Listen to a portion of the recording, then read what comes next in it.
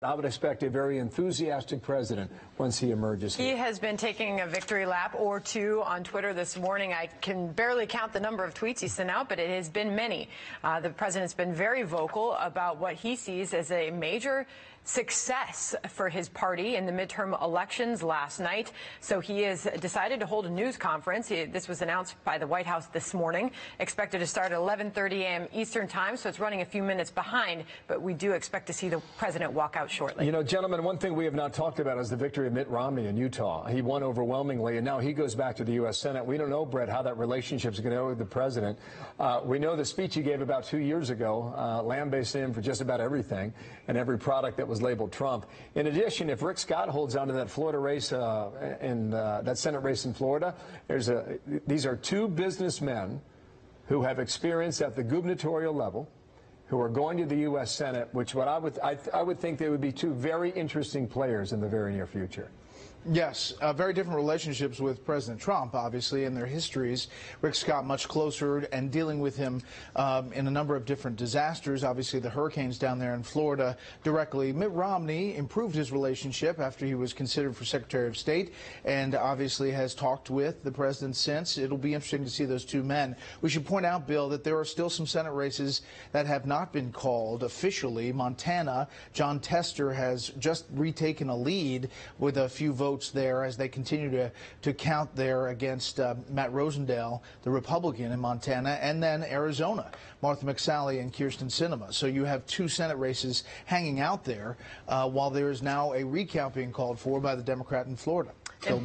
Bill, you look back at the past couple of days, past couple of weeks, and this president, a campaign blitz, the rallies he held, he worked hard all the way up until Election Day. Bill? Yeah, I agree. I mean, that was sort of unprecedented in this campaign, and I think it paid off in the Senate.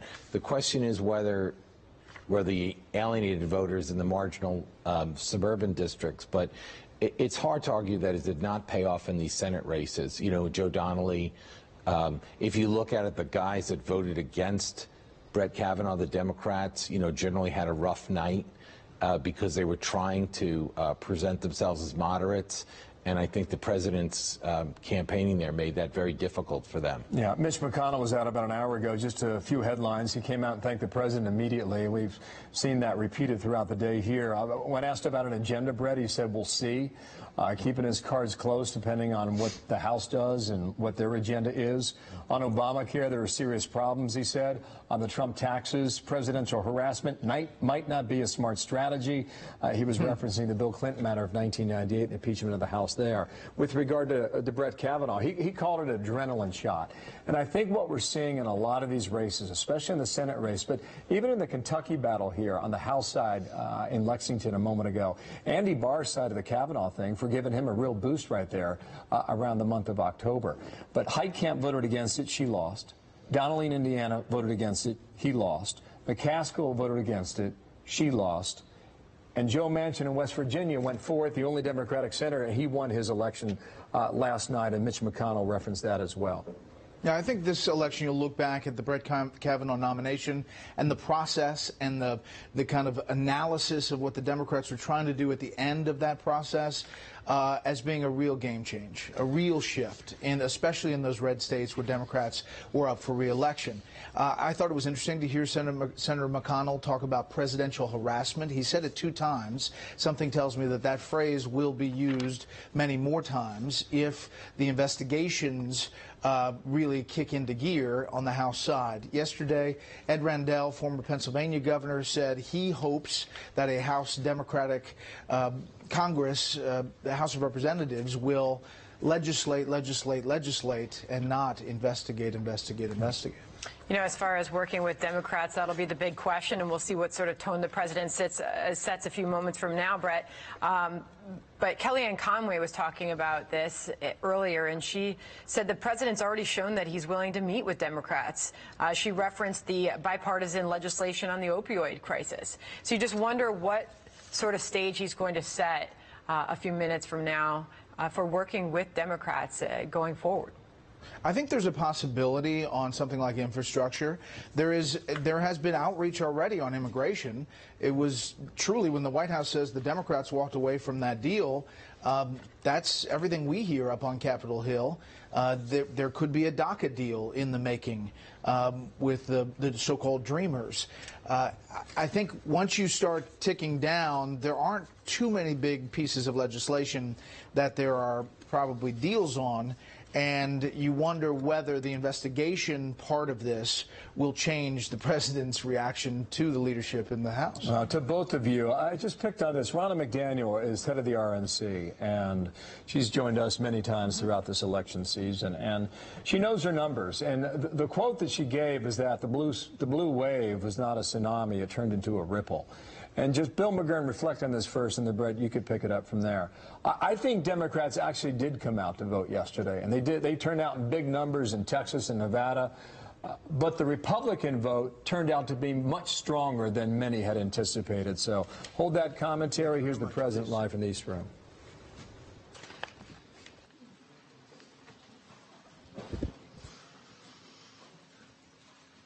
It was a big day yesterday, an incredible day.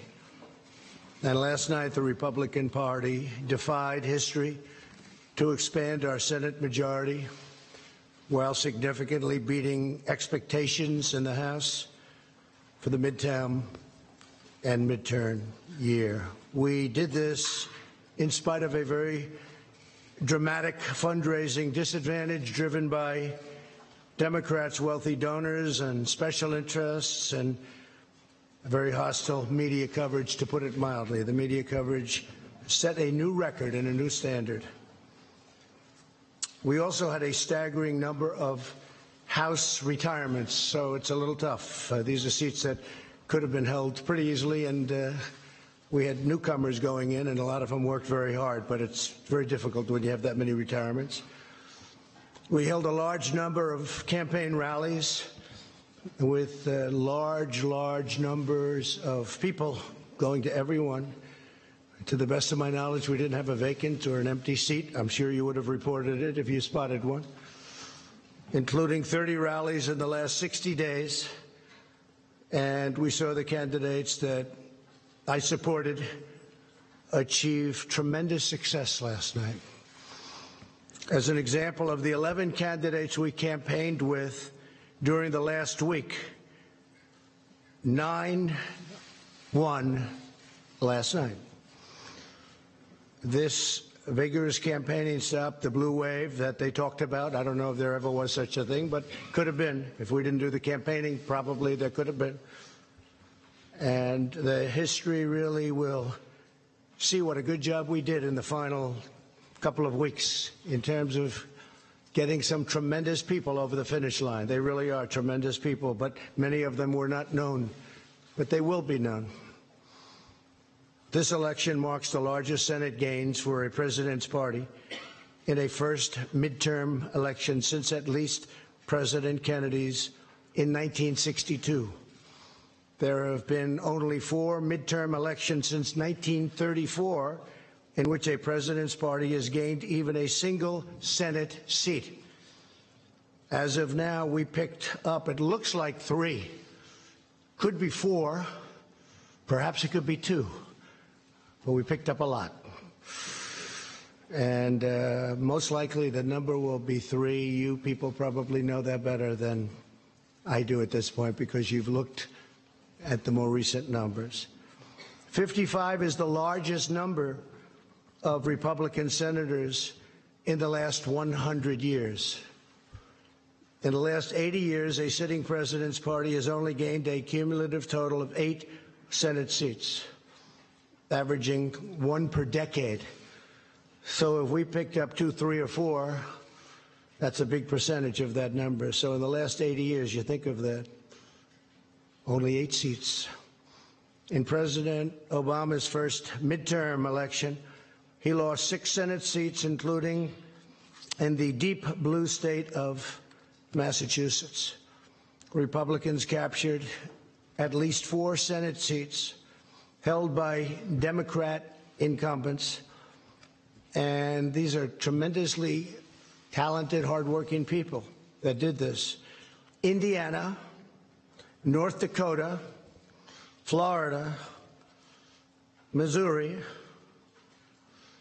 We also won 2 open Senate seats in Tennessee.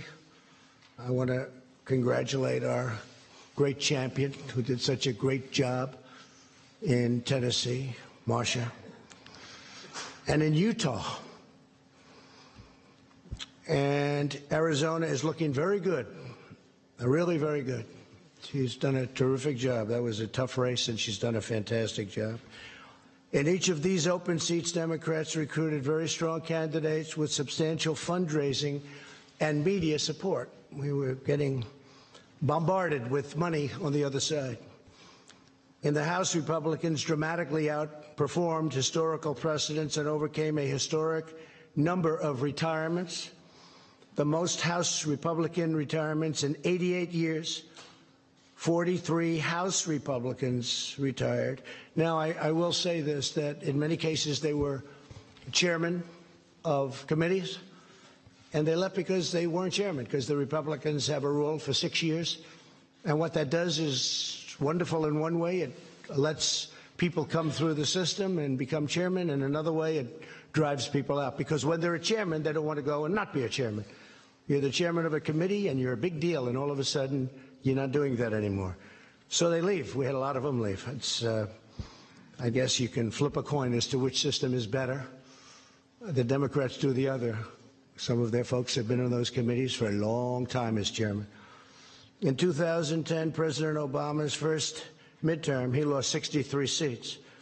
By contrast, as of the most current count, looks like around 27 House seats or something, and we'll figure that out pretty soon. We also had a slew of historic wins in the governor's races. The governor's races were incredible, against very well-funded, talented, and skilled Democrat candidates and people that worked very, very hard, respectfully, for those candidates, like Oprah Winfrey, who I like. I don't know if she likes me anymore, but that's okay. She used to. But she worked very hard in Georgia, very, very hard. And if you look at them, with 4 governor's races crucial to 2020 and the presidential race, Florida, Iowa, Ohio, and Georgia, the big ones. Florida, Iowa, Ohio, and Georgia. Can't get much more important than that. They were incredible. They were actually incredible campaigns, too. Incredible. As of right now, Republicans will control the majority of governorships across the country, including 3 great women who worked very hard, governors of Alabama, South Dakota, and Iowa.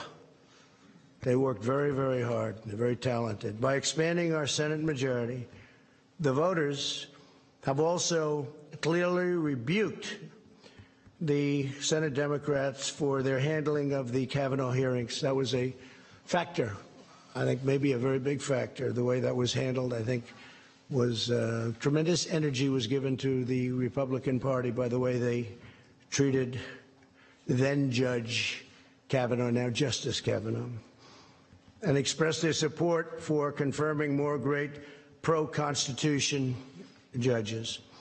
Candidates who embraced our message of low taxes, low regulations, low crime, strong borders, and great judges excelled last night. They excelled. They really, I mean, we have a list of people that were fantastic. And I'm just going to point them out. Mike Bost, Rodney Davis, Andy Barr was fantastic. I went to Kentucky. For the most part, I didn't campaign for the House, but I did actually make a special trip for Andy Barr because he was in a very tough race in Kentucky, and he won. That was a very tough race. The polls were all showing that he was down, and down substantially, and he won. And that one I did do. Pete Stauber of Minnesota, great guy. He's new. And ran a fantastic race. On the other hand, you had some that decided to, let's stay away. Let's stay away. They did very poorly. I'm not sure that I should be happy or sad, but I feel just fine about it. Carlos Cubella, Mike Kaufman, too bad, Mike. Mia Love. I saw Mia Love. She'd call me all the time to help her with a hostage situation, being held hostage in Venezuela. But Mia Love gave me no love, and she lost. Too bad. Sorry about that, Mia. And Barbara Comstock was another one. I mean, I think she could have won that race, but she didn't want to have any embrace. For that, I don't blame her. But she lost, substantially lost. Peter Roskam didn't want the embrace. Eric Paulson didn't want the embrace. And in New Jersey, I think he could have done well, but it didn't work out too good. Bob Eugen, I feel badly because I think that's something that could have been won. That's a race that could have been won. And John Faso, those are some of the people that, decided for their own reason not to embrace whether it's me or what we stand for, but what we stand for meant a lot to most people. And we've had tremendous support, and tremendous support in the Republican Party, among the biggest support in the history of the party. I've actually heard at 93% it's a record, but I won't say that because who knows. But we've had tremendous support. America is booming like never before. We're doing fantastic. We have Larry Kudlow here, and he said the numbers are as good as he's ever seen numbers at any time for our country. But he's a young man, so he hasn't seen that many numbers. Where's Larry? You're a young man, right, Larry? And you haven't been doing this too long, but they're as good as you've ever seen. And we may have, if you have a question for Larry, we'll do that. But I want to send my warmest appreciation and regards to Majority Leader Mitch McConnell. We really worked very well together. We have been working very well together. We actually have a great relationship. People just don't understand that, which is fine. And also to perhaps, looks like, I would think, Speaker Nancy Pelosi. And I give her a lot of credit. She works very hard, and she's worked long and hard. I give her a great deal of credit for what she's done and what she's accomplished. Hopefully we can all work together next year to continue delivering for the American people, including on economic growth, infrastructure, trade, lowering the cost of prescription drugs. These are some of the things that the Democrats do want to work on, and I really believe we'll be able to do that. I think we're going to have a lot of reason to do it. And I will say, just as a matter of business, I was with some very successful people last night. We were watching the returns. So if the Republicans won, and let's say we held on by 2 or 1 or 3, it would have been very hard out of that many Republicans to ever even get support among Republicans, because there'll always be 1 or 2 or 3 people that, for good reason or for bad reason or for grandstanding, we have that too. You've seen that. You've seen that, plenty of grandstanding. But for certain reasons, that many people, you're always going to have a couple that won't do it. So that puts us in a very bad position. In other words, had we kept, and this is no, I'm saying this for a very basic reason, it's common sense. It puts us in a very tough position. We win by 1 or 2 or 3, and you'll have 1 or 2 or 3 or 4 or 5 even come over and say, look, we're not going to go along with this. We want this, and all of a sudden we wouldn't even be able to get it in many cases out of the Republicans' hands before we sent it on to the Senate. And now we have a much easier path, because the Democrats will come to us with a plan for infrastructure, a plan for health care, a plan for whatever they are looking at, and we'll negotiate. And as you know, it's been very hard in the Senate because we need essentially 10 votes from Democrats, and we don't get those votes because the Democrats do really stick together well. I don't agree with them on a lot of policy, but I agree with them on sticking together. They stick together great. So now we go into the Senate. We don't have the 10 votes. And what happens? It doesn't get passed. Even if it gets out of the House, it doesn't get passed. So under the new concept of what we're doing, I say, come on, let me see what you have. They want to do things. You know, I keep hearing about investigations, fatigue.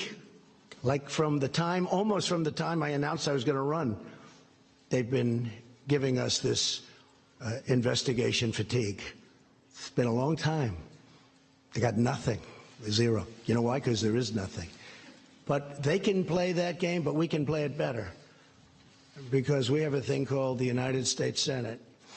And a lot of very questionable things were done between leaks of classified information and many other elements that should not have taken place. And all you're going to do is end up in back and forth and back and forth, and 2 years is going to go up, and we won't have done a thing. I really think, and I really respected what Nancy said last night about bipartisanship and getting together and uniting. She used the word uniting, and she used the bipartisanship statement, which is so important because that's what we should be doing. So we can look at us, they can look at us, then we can look at them, and it'll go back and forth, and it'll probably be very good for me politically. I could see it being extremely good politically because I think I'm better at that game than they are, actually. But we'll find out. I mean, you know, we'll find out. Or we can work together. You can't do them simultaneously, by the way, just in case somebody says, oh, you can do them both. No, you can't. Because if they're doing that, we're not doing the other, just so you understand. So we won't be doing that. But now what happens is we send it to the Senate, and we'll get 100% Democrat support, and we'll get some Republican support. And if it's good, I really believe we have Republicans that will help with the approval process, and they will really help with the approval process. So it really could be a beautiful bipartisan type of situation. If we won by 1 or 2 or 3 or 4 or 5, that wouldn't happen. And the closer it is, the worse it is. This way, they'll come to me, we'll negotiate, maybe we'll make a deal, maybe we won't. That's possible. But we have a lot of things in common on infrastructure. We want to do something on health care. They want to do something on health care. There are a lot of great things that we can do together. And now we'll send it up, and we will really we'll get the Democrats, and we'll get the Republicans or some of the Republicans. And I'll make sure that we send something up that the Republicans can support. And they're going to want to make sure they send something up that the Democrats can support. So our great country is booming like never before, and we're thriving on every single level, both in terms of economic and military strength, in terms of development, in terms of GDP, we're doing unbelievably. I will tell you our trade deals are coming along fantastically. The USMCA and South Korea is finished. USMCA has gotten rave reviews. We're not going to lose companies anymore to other countries. They're not going to do that because they have a tremendous economic incentive. Meaning it's prohibitive for them to do that. So it's not going to be like NAFTA, which is one of the worst deals I've ever seen, although we've made some other pretty bad ones too. Now is the time for members of both parties to join together, put partisanship aside, and keep the American economic miracle going strong. It is a miracle. We're doing so well. And I've said it at a lot of rallies. Some of you have probably heard it so much you don't want to hear it again. But when people come to my office, presidents, prime ministers, they all congratulate me almost the first thing on what we've done economically, because it is really amazing. And our steel industry is back. Our aluminum industry is starting to do really well.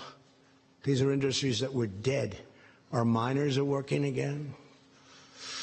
We must all work together to protect our military. We have to do that. To support our law enforcement, secure our borders, and advance really great policy, including environmental policy. We want crystal clean water. We want beautiful, perfect air. Air and water has to be perfect. At the same time, we don't want to put ourselves at a disadvantage to other countries who are very competitive with us and who don't abide by the rules at all. We don't want to hurt our jobs. We don't want to hurt our factories. We don't want companies leaving. We want to be totally competitive, and we are. And right now we have just about the cleanest air, the cleanest water we've ever had, and it's always going to be that way. We insist on it. So environmental is very important to me. And with that, I'll take a few questions if you'd like. Whoa. I didn't know what happened. All right, go ahead, John. That was a lot of hand shooting up so quickly. There's a lot to talk about. Mr. President, you talked at length just now about bipartisanship. The presumed Speaker of the House, Nancy Pelosi, talked about it last night. I'm sure that's encouraging for the American people. But do you really believe, given what the relationship has been like between this White House and the Democratic Party, that that will happen? I think there's a good chance. I think there's a very good chance. If I could just finish, it will happen. Will you have to compromise on certain issues to the point where it could hurt you in 2020? And do you expect that when the Democrats take over the chairmanship of all these important committees, you're going to get hit with a blizzard of subpoenas on everything from the Russia investigation to your cell phone use to your tax returns? Ready? Then you're going to, if that happens, then we're going to do the same thing, and government comes to a halt. And I would blame them because they now are going to be coming up with policy. They're the majority in the House. I expect that they will come up with some fantastic ideas that I can support on the environment, on so many different things, including prescription drug prices, which we've made a big dent in already, including some of the things that we're working on for the vets. We've gotten choice approved. We've got a lot of things approved, but they have some other elements that we want. There are many things we can get along on without a lot of trouble, that we agree very much with them and they agree with us. I would like to see bipartisanship. I'd like to see unity. And I think we have a very good chance of, and maybe not on everything, but I think we have a very good chance of seeing that. Go ahead. One question on the lame duck, sir, and one on your cabinet. You toyed with the idea during the campaign of a shutdown before the midterms in order to secure border wall funding. Are you prepared to go on a shutdown strategy during the lame duck, since this might be your last best chance? Not necessarily to secure that. Look, I speak to Democrats all the time. They agree that a wall is necessary. A wall is necessary. And as you know, we're building the wall. We've started, but we should build it at one time, not in chunks. But you want much more money, and you want it much sooner. No, we need the money to build the wall, the whole wall, not pieces of it all over. And we are doing it. Now we have the military. Now we have other elements of a wall that are pretty nasty, to be honest with you, but nevertheless, it's pretty hard to get through it. But no, I'd like to see the wall. Many of the people that we'll be dealing with, you know, in 2006, they approved the wall, essentially. It was a very strong border fence, but it was the same thing. And they all approved it. They all agreed. I have statements from every one of them. We have them saying, we need the wall. I mean, they sound like me. Mm-hmm. But we do need it because we have people coming, and I'm not just talking about the caravans. We have people coming through our border that you physically can't put that many people. It's a 2,000-mile stretch. You can't put that many people along that stretch to guard it. And even if you did, tremendous fighting would ensue. So we need the wall. Many Democrats know we need the wall. And we're just going to have to see what happens. I mean, I will be fighting for it. They have done everything in their power to make sure. I got the military $700 billion and $716 billion. The wall is a tiny, tiny fraction of the cost of that. But their whole agenda has been to try not giving me anything for the wall. I really believe politically they're hurting themselves. I actually think politically that's a good thing for me, but I want to get the wall up because we need it. So no shutdown scenario? I don't know. I can't tell you that. No, I can't commit to that, but it's possible. And can you give us clarity, sir, on your thinking currently, now after the midterms, about your Attorney General and your Deputy Attorney General? Do they have long-term job security? I'd rather answer that at a little bit different time.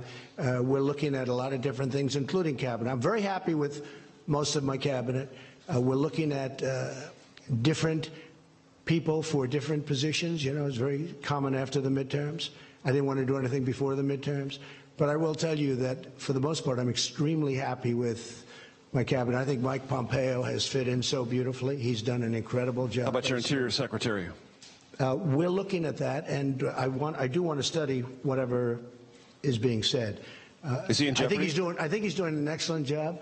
but we will take a look at that in a very strong, and we'll probably have an idea about that in about a week. Thank you, Mr. President. Okay, thank you. Well, this is... Go ahead, John.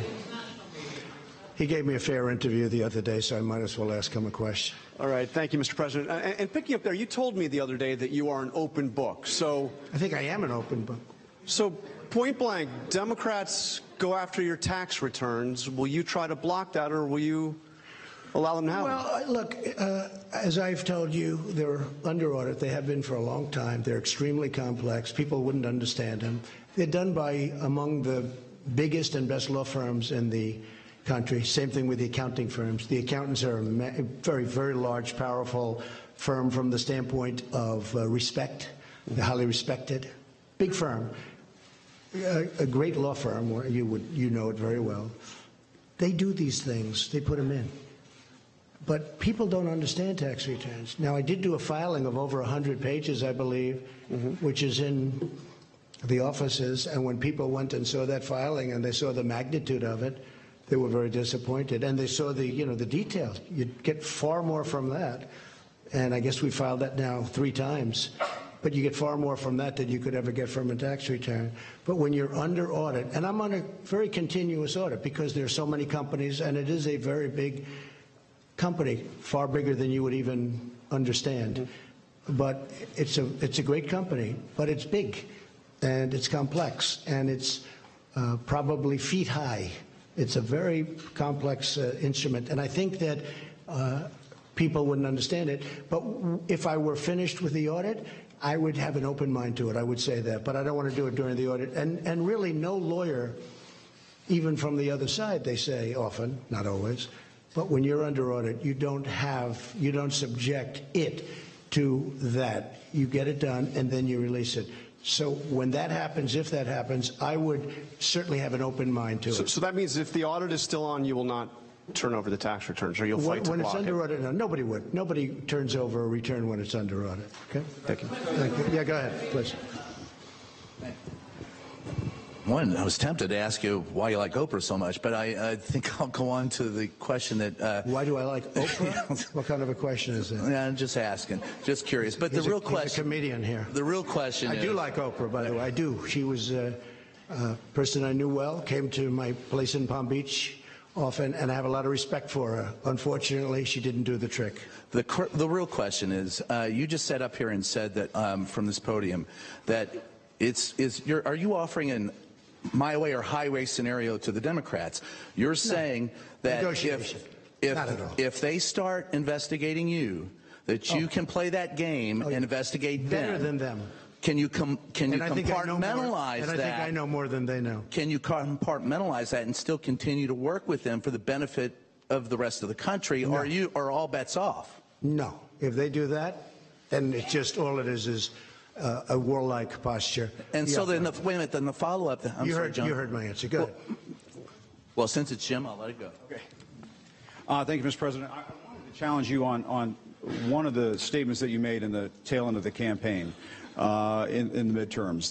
Here we go. If you don't mind, Mr. President, that this caravan was an invasion. As you know, Mr. President, I consider it to be an invasion. As you know, Mr. President, the caravan was not an invasion. It's a group of migrants moving up from Central America towards the border with the U.S. Thank you for telling me that. I appreciate it. Why did you characterize it as such?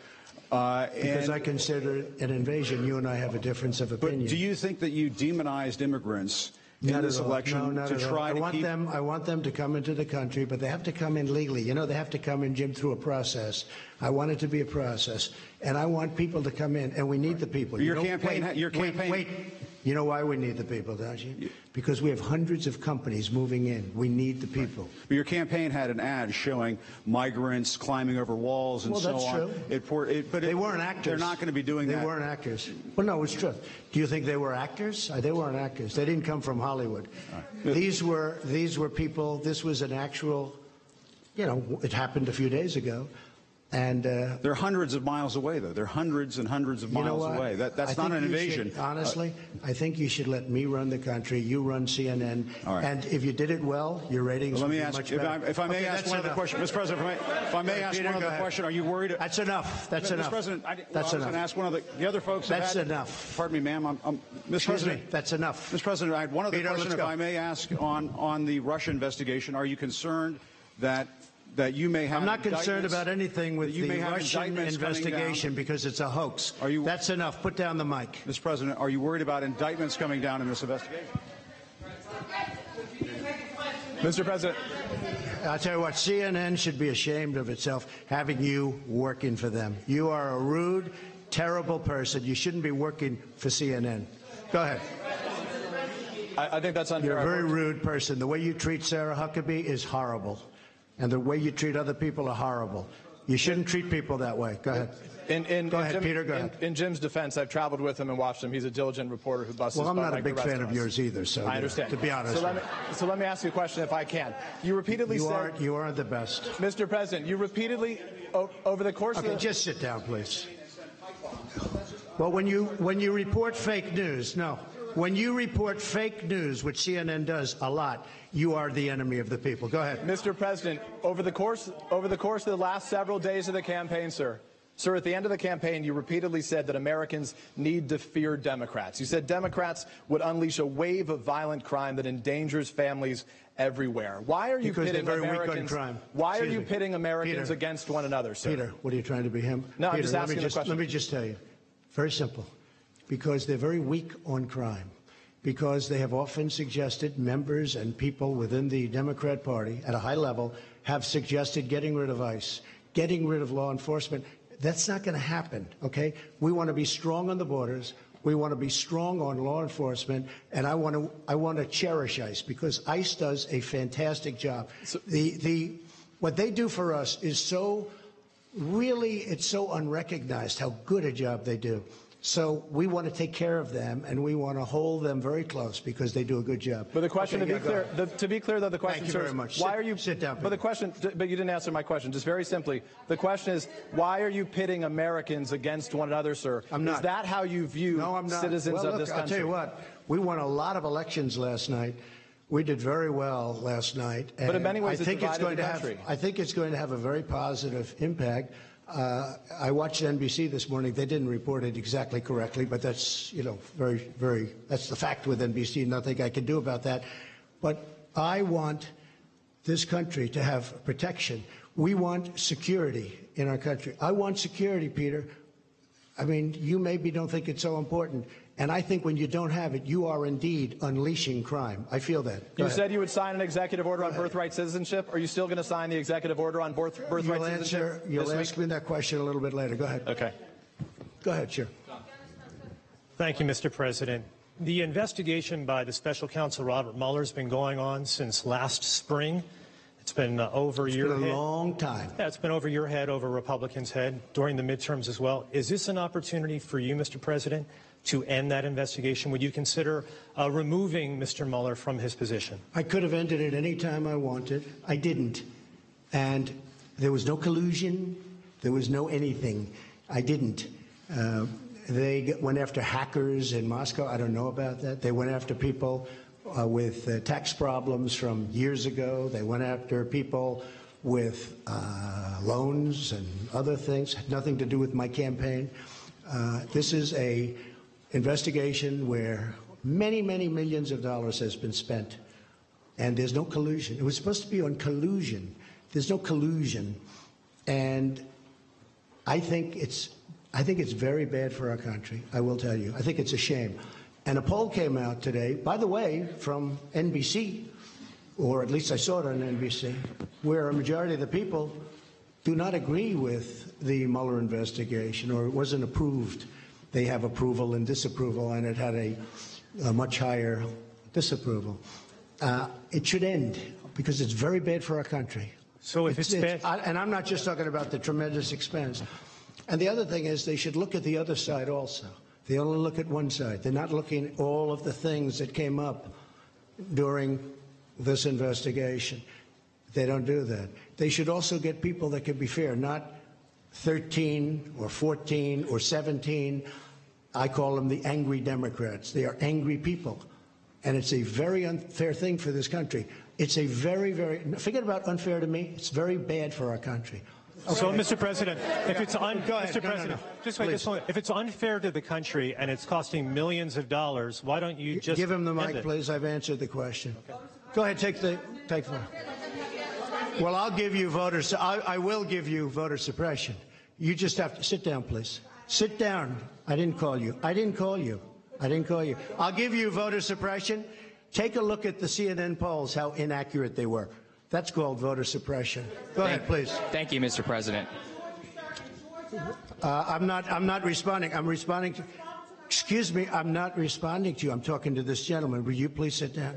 Excuse me. Excuse me. Would you please sit down? Please go ahead. Thank you, Mr. President. Now that the House of Representatives very hostile. It's such a hostile media. It's so sad. You asked me about. No, you rudely interrupted him. You rudely interrupted him. Go ahead. Thank you, Mr. President. Do your demands remain the same to the United States Congress on immigration in exchange for a DACA fix, in exchange for an amnesty for 1.7 million? Are you willing to change any of those demands that you gave to Congress earlier? I think we could really do something having to do with DACA. And what really happened with DACA, we could have done some pretty good work on DACA, but a judge ruled that DACA was okay. Had the judge not ruled that way, I think we would have made a deal. Once the judge ruled that way, the Democrats didn't want to talk anymore. So we'll see how it works out at the Supreme Court. Do you still? Go ahead. From where? Yeah, go ahead. Go ahead. Go ahead. Which group? Where do you want me to take a question from? Yeah. Go ahead, ma'am. Go ahead. Take the. Oh, either one. Either one. Okay. Or both. Are you together? Go ahead. We're not together. Mr. President, how do you respond to critics who say that your message on the campaign towards minorities have been polarizing? I don't think it has been at all. But is the election of two Muslim women, one of them is veiled to the House, which is making history. Is this a rebuke of this message, do you think? I don't understand what you're saying. What? But is it a rebuke of this message? Do you think that this is more reflective of multi-ethnic and multicultural America? Well, that question, I can only say this. You look at the employment and unemployment numbers for African Americans, for Asian Americans, for Hispanic Americans, they're at a historic high. A poll came out recently where my numbers with Hispanics and with African Americans are the highest, the best they've ever been. That took place 2 or 3 days ago, the poll. I have the best numbers with African American and Hispanic American that I've ever had before. And you saw the same poll. So I can't say that. I can say this. You look at median income, you look at all of the employment and unemployment numbers, they're doing the best they've ever done. And it really is very reflective in the polls. Yes, go ahead. Mr. President, I'm from Brooklyn, so you'll understand me. I understand you very well. My question is on health care. How is it possible to keep premiums down and cover pre-existing conditions without the individual mandate to fund it? Well, first of all, what we're doing, and if you look at the Department of Labor, also Secretary Azar, what they've done, they've come up with some incredible health care plans, which is causing great competition and driving the prices right down. But we are getting rid of the individual mandate because it was very unfair to a lot of people. But at the same time, we're covering the people that need it. But the individual mandate was a disaster because people that couldn't necessarily afford it were having to pay for the privilege of not having to pay for health care, and it was bad health care at that. So we are working many plans for health care. We're creating tremendous competition. We had Obamacare repealed and replaced. Unfortunately, one person changed his mind at the last moment, and we had no Democrat support. I have to say that. We didn't have one vote. We would have repealed it, replaced it. We would have had a large-scale, very good health care plan. Now we're doing it a different way. We're doing it a different way. But getting rid of the individual mandate is a very, very popular thing and a very important thing, and people very much appreciate it. Go ahead. No, that's enough. Go ahead, please. Thank you, sir. 2 questions. One, I know you went through the results, and you obviously studied them late last night. What lesson did you learn most from looking at those results? Was there one thing that, as you kind of reviewed them, that you'll change your strategy, not just for Congress, but kind of going forward? And then just a follow-up question. Well, I think the results that I've learned and maybe confirmed, I think people like me. I think people like the job I'm doing, frankly. Because if you look at every place I went to do a rally, I couldn't do it with everybody. And it was very hard to do it with people in Congress because there's just too many, there'll be too many stops. But I did it with the Senate. I did it with Andy Barr, as you know. And he won. He won a very tough race against McGrath. It was a very, very tough race in Kentucky. And he was down quite a bit. And I went there, and we had a tremendous, very successful, some of you were at that rally. And he won that race. But I could only do that so much because there are just so many players involved. But I did focus on the Senate, and we had tremendous success with the Senate. Really tremendous. Can I ask you one more question? Sorry, Mr. President, one more question, if you don't mind. I'm so sorry, sir. It's a rare opportunity. A lot of people are going to be rushing to Iowa, rushing to New Hampshire. You know that the Democrats are already looking ahead to 2020. Do you want to lock down your ticket right now, sir? Will the vice president be your running mate in 2020? Well, I haven't asked him, but I hope so. Where are you? Mike, will you be my running mate? Stand up, Mike, please. Raise your right hand. No, I'm only kidding. Will you? Thank you. Okay, good. The answer is yes. Okay. Thank you, sir. That was unexpected, but I feel very fine.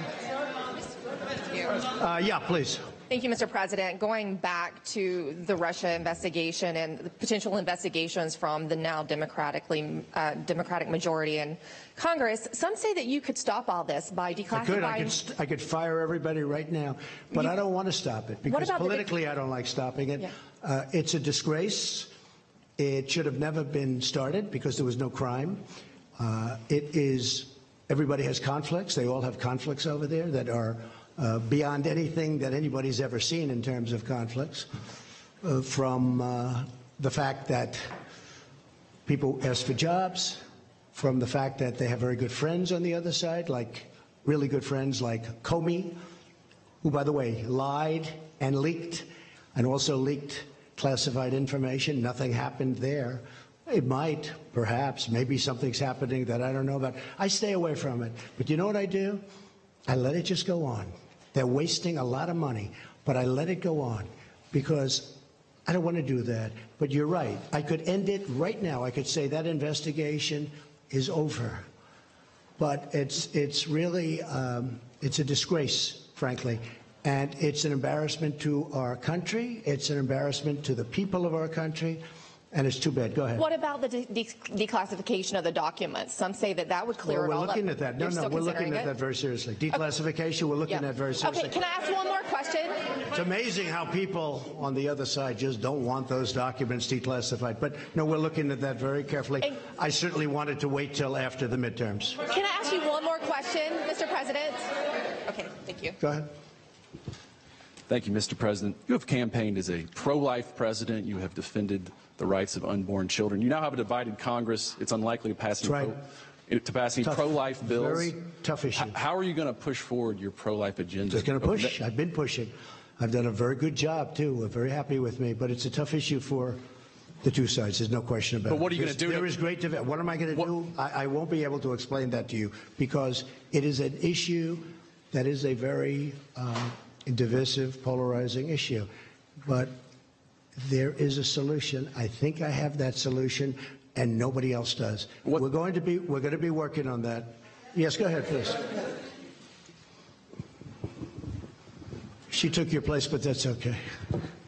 Mr. President, just a quick question on rural America. In states like Indiana, North Dakota, folks turned out for Republican candidates. Could you talk a little bit about what this means for your agenda in terms of trade and the Farm Bill? The Farm Bill is working really well. I mean, we could have had it approved any time, but we're looking to get work rules approved. The farmers want it. I'd like it. The problem is the Democrats are not giving us the 10 votes that we need. Everybody wants it. The farmers want it, but the Democrats are not approving the Farm Bill with work rules. We could have it very fast without the work rules, but we want the work rules in, and the Democrats just don't want to vote for that. So at some point they'll have to pay maybe a price. Jeff, go ahead. Thank you very much, Mr. President. Thank you. Have you seen any evidence that Russia or China intervened in yesterday's election? Well, we're going to make a full report, and unlike the previous administration, we've done a lot of work on that issue. And if you look, speak with the FBI, speak with the Department of Justice, speak to Homeland Security. We've spent a lot of time. It gets very little coverage in the papers. I mean, you cover the nonsense part, but you don't cover the important. This is very important.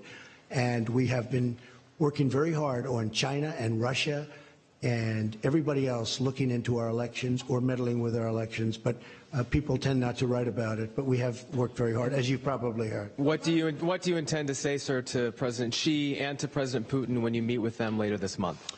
Well, I have a good relationship with both.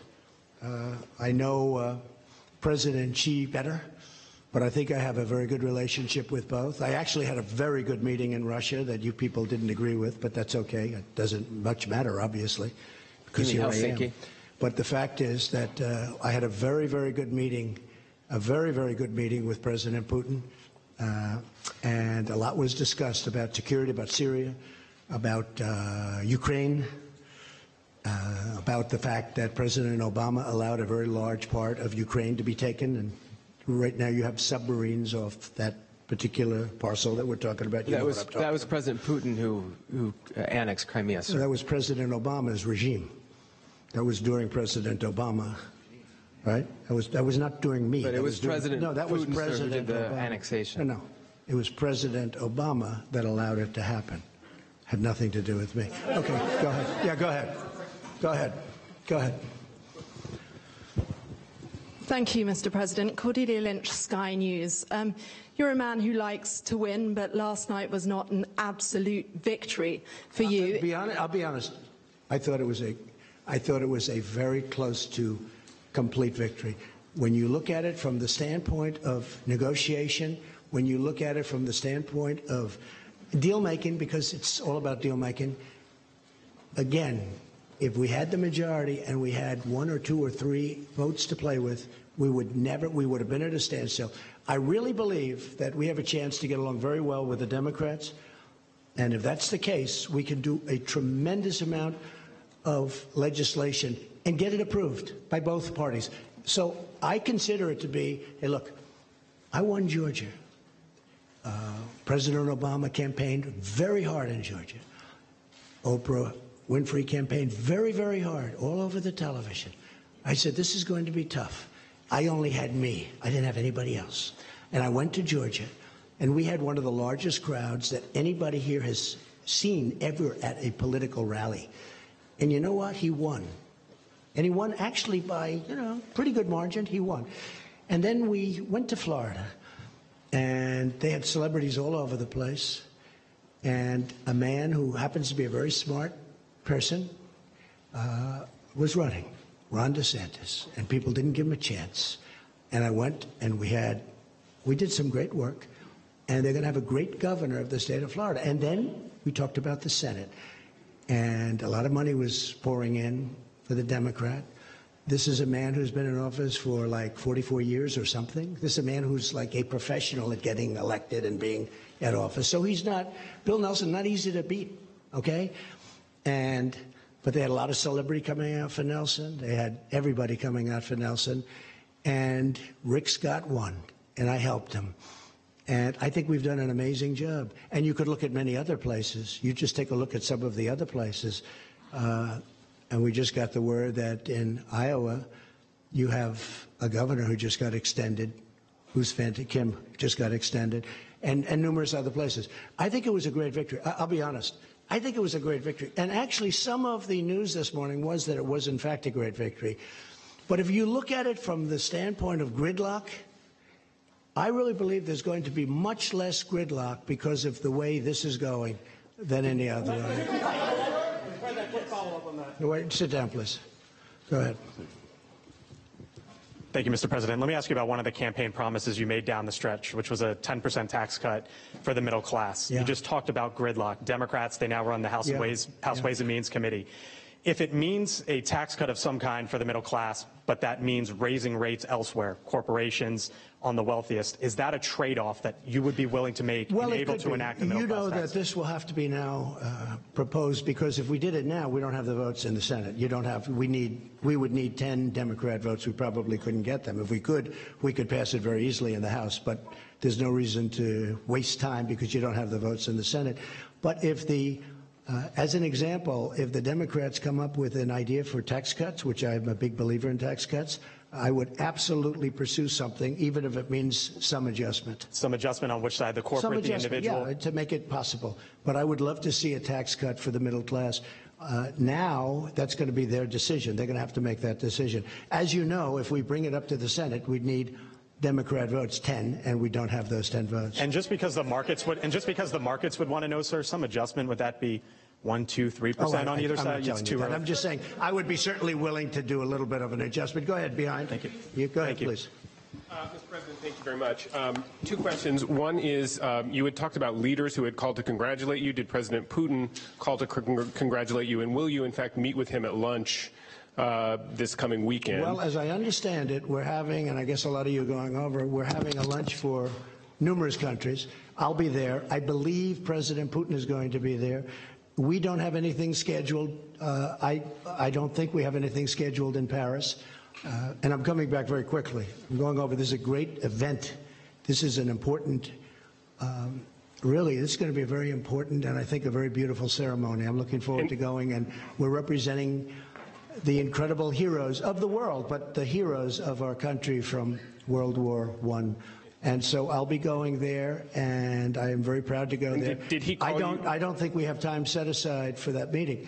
Now, with that being said, we're very shortly meeting again at the G20, where he'll be there and I'll be there, and that's where we're actually looking forward to meet. We will be having a lunch, but I think there are many people there. And did he call you to congratulate you? And if I could also just invite you, since this is quite a gathering we've got here, to go ahead and talk about the staff changes that you expect in the White House while we're here. We're eger to hear about them. Is General Kelly going to stay on? As we make changes, we'll sit down and talk to you about it. I mean, there's no great secret. A lot of administrations make changes after midterms. I will say that for the most part, I'm very, very happy with this cabinet. We're doing a great job. But what about in the White House? What about in the White House, sir? You've got a lot of White House staff. Some have been talking about leaving. General Kelly has been rumored to be leaving. No, people leave. People leave. And is that going to happen? People leave. I haven't heard about John Kelly, but no, people leave. They come in. They're here. It's a very exhausting job. Although I love doing it, I must tell you, but it's exhausting for a lot of people. I'm surprised at a lot of people. They start off, they're young people, they're there for 2 years, and they're old by the time they leave. It's quite exhausting, but I love doing it, and I'll tell you, there will be changes, nothing monumental from that standpoint. I don't think very much different than most administrations, and we have many people lined up for every single position. Any position, everybody wants to work in this White House. We are a hot country. This is a hot White House. We are a White House that people want to work with. Okay. No, please, behind you. Go ahead. This has been a very challenging campaign. This has been a very challenging campaign. It's been a very challenging campaign. It has involved quite a lot of abuse and a lot of violence. People have died during the course of this campaign. Right. Is there any way in which you think the temperature could be lowered? Perhaps peace could break out with the media? Perhaps your bipartisan relationships across the House and the Senate may now produce some change? Or are we going to have more of the same? It's a very fair question. Look, I would love to see unity and peace and love and any other word you want to use. And obviously, I think we had to, especially at this particular juncture, we had to wait till after the midterms are over. Now they're over. If they would cover me fairly, which they don't, I'm not saying that in a hostile way. I get extremely inaccurate coverage. I can do something that's fantastic, and they'll make it look like not good. And I don't mind having bad stories. If I make a mistake, cover it. I would like you to cover it fairly, but cover it. But when you do something terrific, look how little the economy is talked about. A poll came out this morning talking about how little the three networks I don't think they included CNN. But how little the three networks talk about how good the economy is. How little. Almost not at all. If President Obama had this economy, and by the way, if that administration through somebody else kept going, you would have had negative 4.2 instead of positive 4.2% growth. You would have had negative. It was heading down. But here, the point is this, excuse me. I would love to see unity, including with the media, because I think the media, I'll be honest, I think it's a very divisive thing for our country. And you would be amazed at how smart people are that are reading your stories and seeing your stories and watching. You'd be amazed how perceptive and how smart they are. They get it. And it really does bring disunity. I didn't, excuse me. You are not called on. Go ahead, please. About Turkey. Thank you, President Trump. Shortly after your victory speech on the historic night of back in November 2016, I asked you to what single factor you most attributed this victory to. Said you have to speak up. Sure. On the night of your victory, I asked you right after your speech to what you would attribute your victory. You pointed up to the ceiling and you said that it was God. Based off of that, how would you say over the last 2 years God plays, what kind of a factor he plays in the day-to-day execution of the office of the president? Well, God plays a big factor in my life, and God plays a factor in the lives of many people that I know very well in this room, like your vice president. God plays a very big role in my life. And one more back to a quick follow-up. Which loss last night surprised you the most, and which of these unsuccessful candidates are you most likely to consider for Nothing a future administration? Me in politics. Would you but there were any some of losses last night, and there were some victories last night that have been incredible. I mean, there were victories last night that nobody would believe, especially based on the suppression polls. They had a lot of suppression polls. Would you and there were some victories last night that were very surprising, but I'm not going to pick out special. Well, would you consider people. any for It's a tough post? enough for those people to have. Would you consider any for an administration post moving forward as one of the very few of the 3.7% unemployed? What? Would you consider any of the people who lost last night for a post in the administration in the near future? I know a couple of very good ones. Yeah, I would actually. Go ahead, please. Mr. President, I asked you on Monday if there was anything that you regret in your first 2 years. And you said that at times you could have and should have used a, quote, softer tone. Your critics, as you can imagine, your skeptics, they say they're not holding their breath on that happening. Will you indeed have to change your tone if you're to get things passed through Congress after losing the House? And you also said you might extend an olive branch. What would that look like? I would love to have. I'd be very good at a low tone. But when things are done not correctly about you, written about you, said about you, on television, on wherever it is, you have to defend yourself.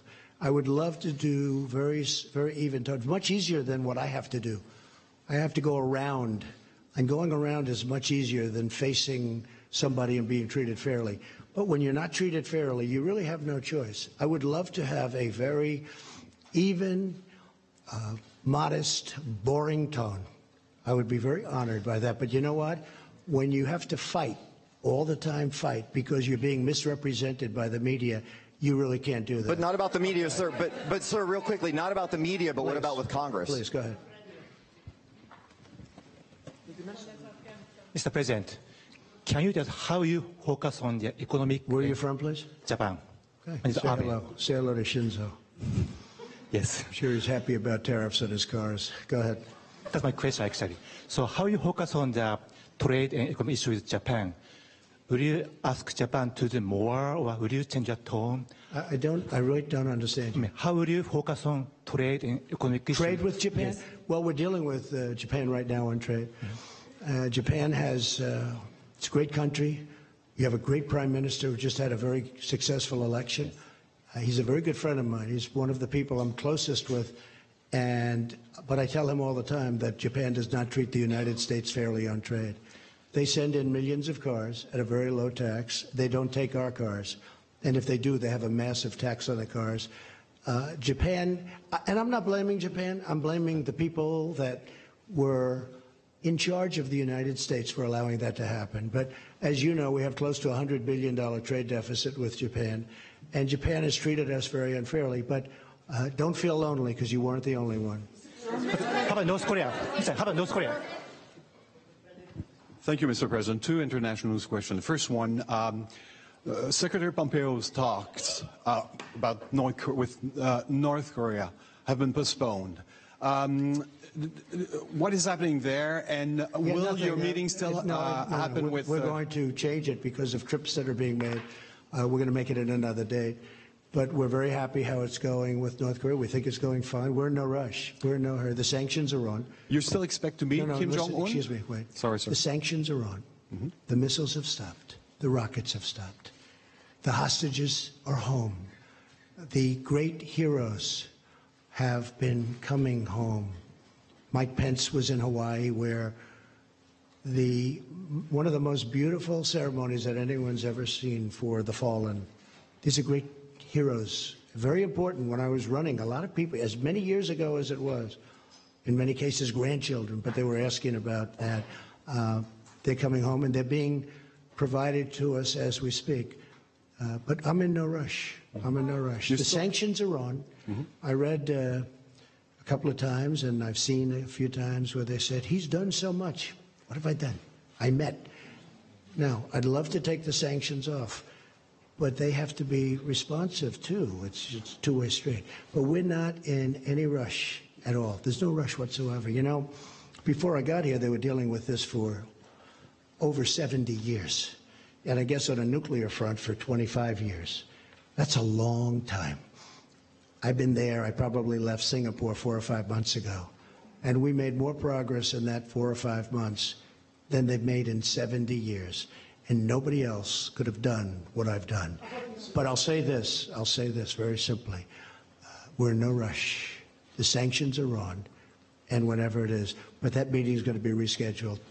That meeting, but how about your meeting with Kim Jong-un, sir? Will it happen in the next months? Sometime next year, I would say. Sometime next year? Sometime early next year. And a quick question on the USMCA. Now that it's been concluded, have you repaired your relationship with Prime Minister Trudeau? Yes, I have. We have a very good relationship. Thank you. Thank you very much, Mr. President. We've been talking a lot about division and the division that exists in this country right now. And some of the statistics are disturbing, I think, to just about everyone. Anti-Semitic incidents have increased by 57% since 2016. Hate crimes are on the rise. Why do you think that is, and what will you do about it? It's very sad to see it. I hate to see it. And as you know, I've done more. In fact, if you were with us the last time we met, Prime Minister Netanyahu said that this president has done more for Israel than any other president. Those words, those exact words. Jerusalem, protection, working together, so many different things. But the big thing is Jerusalem. You know, many presidents have said they are going to build the embassy in Jerusalem. Never happened. Making it the capital of Israel. Never happened. Never happened. But it happened with me, and quickly. And not only did it happen, we built the embassy. That would have taken another 15 or 20 years and cost probably billions of dollars. And we did it for a tiny amount of money. It's already done. It's open. Nobody has done more for Israel than Donald Trump.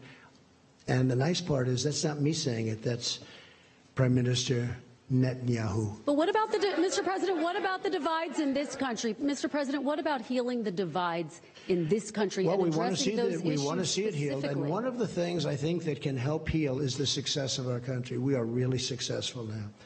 We've gone up $11.7 trillion in worth. If you know, China's come down tremendously. China would have superseded us in 2 years as an economic power. Now they're not even close. China got rid of their China 25 because I found it very insulting. I said that to them. I said China 25 is very insulting because China 25 means in 2025 they're going to take over economically the world. I said that's not happening. And we've gone way up.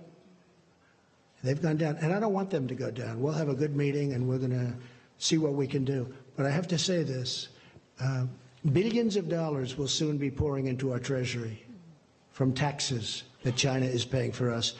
And if you speak to Mr. Pillsbury, who probably is the leading authority on China, he was on the other day saying he has never seen anything like it. And you know who else hasn't? China hasn't. And Mr. President, but we're going to try and make a deal with China because I want to have great relationships with President Xi, as I do, and also with China. You're talking about the economic. How do you see your role as a moral leader? Ahead, Mr. President, just how do you see your role as a moral leader? Ahead. There's so many people, I'm sorry. As a moral leader, though. I think I am a great moral leader, and I love our country. Go ahead, please. Thank you, sir. You said earlier in this press conference that Democrats had a choice that you would not work with them on legislation if they were investigating you. Do you not have a choice in the matter as well? Don't you have a responsibility? It's inappropriate. No. I think it's very inappropriate. We should get along and get deals done. Now, we can investigate. They look at us, we look at them. It goes on for 2 years. Then at the end of 2 years, nothing's done. Now, what's bad for them is being in the majority, I'm just going to blame them. You understand? I'm going to blame them. They're the majority. Honestly, it makes it much simpler for me. They will be blamed. But I think Nancy Pelosi, and you know, I put that statement out on social media today about Nancy Pelosi, that if she's short of votes, because frankly, I think she deserves, and a lot of people thought I was being sarcastic or I was kidding. I wasn't. I think she deserves it. She's been fighting long for it. She's been fighting. I really mean this. There was nothing sarcastic about it, or it was really meant with very good intentions. I think she deserves it. She's fought long and hard. She's a very capable person. And, you know, you have other people shooting at her, trying to take over the speakership. And I said, if it's appropriate, I said, if we can and if we will, if she has a problem, I think I would be able to very easily supply her the necessary votes. That's not said in any way other than I really believe she deserves that position. I also believe that Nancy Pelosi and I can work together and get a lot of things done, along with Mitch and everybody else that we have to work with.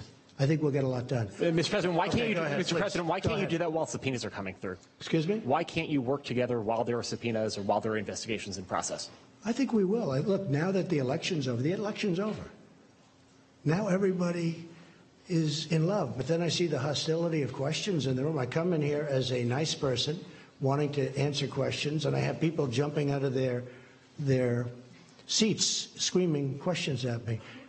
No, the election's over, and I am extraordinarily happy. I really am. And by the way, I tell you, if I wasn't, look at what happened in Florida. Look at what happened in Georgia. Look at what happened in so many locations with governorships. Nobody talks about the governorships. Look at the amount of work that was given to these other candidates against my candidate. And, I mean, I'm extraordinarily happy. And if I wasn't, I'd let you know. There's nothing wrong. I mean, look, you look at midterms and you look at elections generally, you see it's very rare that a party who has the presidency does well. We did unbelievably well to win Florida, both the Senate and the governorship, against two very talented people. I'll tell you what, we did incredibly. To win Georgia when you had some of the biggest stars in the world campaigning endlessly, including President Obama, I tell you what, this was a great victory for us. And again, from a deal-making standpoint, we are all much better off the way it turned out. Because I really believe if the Democrats want to, we can do a tremendous amount of great legislation. Yes, please, go ahead. Should we keep this going for a little while? Yes. Yes, I think you should keep this going. When you get bored, would you please tell me? Seriously. Tell me. You're never bored. I don't want to, hopefully not.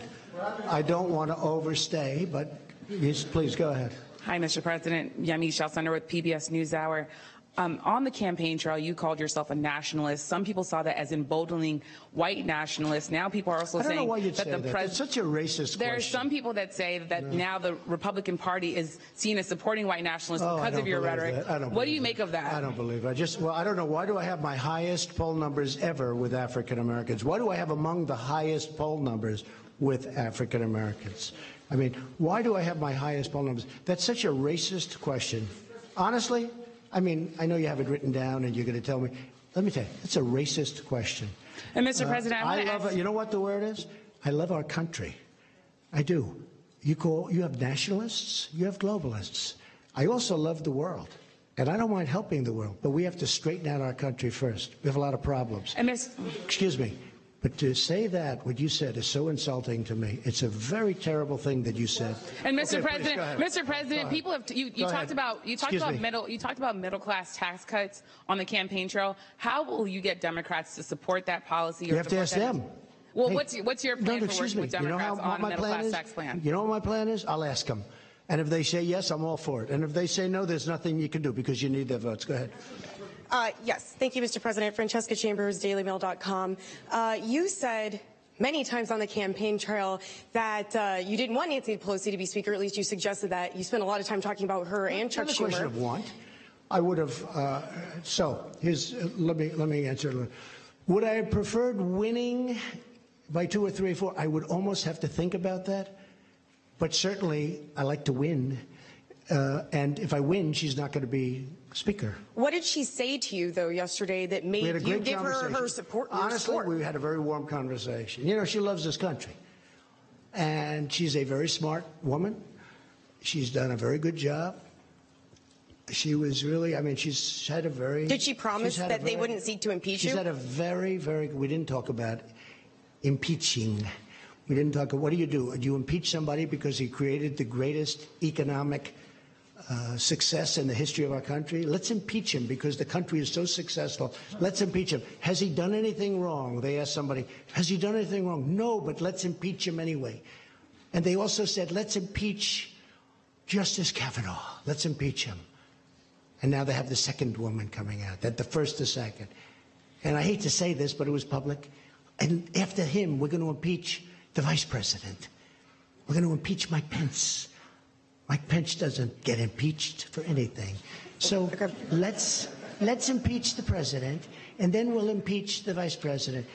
These people are sick. And you know what? They have to get their bearing. Really, they have to get their bearing. And when you ask about division, they're the ones that cause the division. They cause tremendous division. Okay, regarding all of the retirements in the House, Mr. President, very quickly, you suggested that... Who is retiring? You said that many of the reretirements that happened in the House made it very difficult... That made it very difficult for you in this election cycle, and that it was because they were chairmanships that were vacated.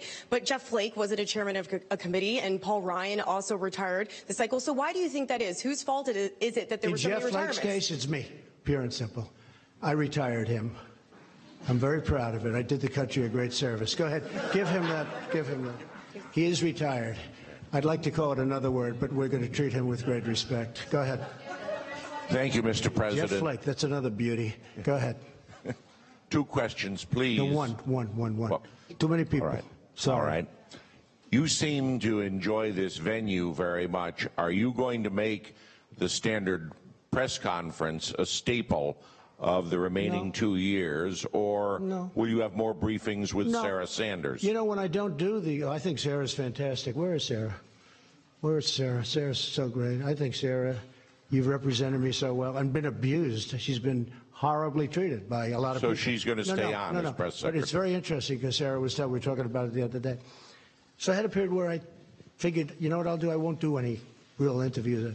And then they started saying, why isn't he doing what? You know, they're all coming up with all kinds. Then over the last couple of months, I decided I'll do a lot. We'll stop at the helicopter. We'll do this. We'll do a lot of. And then they say, why is he doing so many press conferences? What's wrong? What? So when I don't do them, you say, what's wrong? When I do them, you say, what's wrong? And when I go in the middle, you say, what's wrong? But in the middle, you know that, John. Right? Yeah, sort of right. Okay, good. No, you did. Excuse me. Well, you complained about access when I purposely just stayed away from the press for a while because I wanted to see how it worked. And can I be honest with you? It didn't work well. Mr. President, I didn't finish the question. So Sarah will stay on as press secretary. Okay, please, go ahead. No, go ahead. Can I get the microphone? First off, I personally think it's very good to have you here because a free press and this type of engagement. Actually, I do too. Yes, it's vital to democracy. It's called earned media. It's worth billions. Go ahead. So I have 2 questions for you, if that's all right. It's a rare opportunity. First, just a point of clarification on the tax returns issue. You brought up the audit. That doesn't prevent you from releasing them. I know. Oh, sure. Right. I didn't say it prevented me. I said lawyers will tell you not to do it. But go ahead. What's your next question? Go ahead. Come on, let's go. Just on that. More exciting question than that, please. Second one. Michael Cohen recently said you called black voters stupid. That's false. Omarosa has accused you of using the N-word, and the rapper Little John has said you called him Uncle Tom. What's your response? I don't know who Little John is. He was on The Apprentice. I don't know. Oh, he was? Okay. Yeah. Oh, I see. Have you ever made racist remarks? No, I would never do that, and I don't use racist remarks. And you know what? If I did, you would have known about it. I've been hearing there are tapes for years and years. There are tapes. Number one, I never worried about it because I never did. I never used racist remarks. I've never used racist remarks. Okay. Well, one point of fact. Go ahead. One point of fact, because you told her you have the highest approval among African Americans. It's just 8%, sir, single digits. See, when you talk about division, it's people like this that cause division. Great division. No, point of fact is that I never used a racist remark. That's the point of fact. Who are you from? I'm from Yahoo News. Yahoo, no, good. I hope they're doing well. MTV Lebanon, Ellen Dorgan. So first question. Where are you from? MTV Lebanon. Oh, Lebanon. Good. Yes. Thank you, Mr. President. We're so happy to be here as well, have this opportunity. President Erdogan said he's not going to follow your sanctions and he's going to keep buying oil from... Who said that? President Erdogan. Turkey.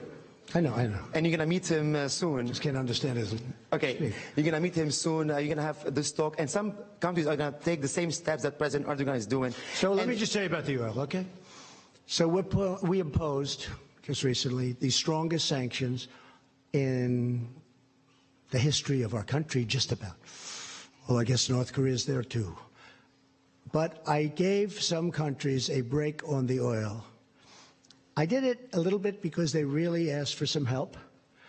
But I really did it because I don't want to drive oil prices up to $100 a barrel or $150 a barrel, because I'm driving them down. If you look at oil prices, they've come down very substantially over the last couple of months. That's because of me, because you have a monopoly called OPEC. And I don't like that monopoly. I don't like it. And oil prices are coming down.